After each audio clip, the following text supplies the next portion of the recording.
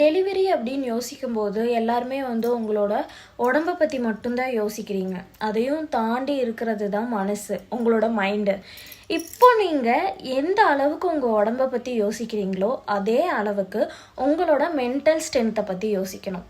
Pain அப்படிங்கிறது ஒன்று உடம்புக்கு வரும் அப்படிங்கிறது நீங்கள் உங்களுக்கு முன்னாடியே தெரிஞ்ச விஷயம்தான்.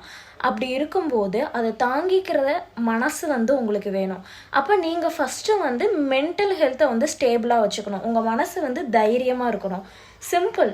உங்களுக்கு ஒரு 100 மடங்கு வலி வரும் அப்படின்னு தெரியுதா, 1000 மடங்கு அந்த வலியை வரும்னு நீங்கள் முன்னாடியே திங்க் பண்ண ஆரம்பிச்சிருவீங்க. இப்போது வலி வரும் அப்படின்னு தெரிஞ்சதுக்கப்புறம் அதை தாங்கிறதுக்கான சக்தி உங்களுக்கு இருக்கும். அந்த சக்தி இருக்கும்போது இப்போ 100 மடங்கு வர வலியை 1000 மடங்கு நீங்கள் யோசிக்கும் போது அந்த 100 மடங்குக்கான வலியை தாங்குற சக்தி உங்களுக்கு வந்துடும். இவ்வளோதான், சிம்பிள். முன்னாடியே நீங்கள் ஒரு விஷயத்தை தெரிஞ்சுக்கிட்டீங்க, அதை பற்றி தான் திங்க் பண்ணுறீங்க.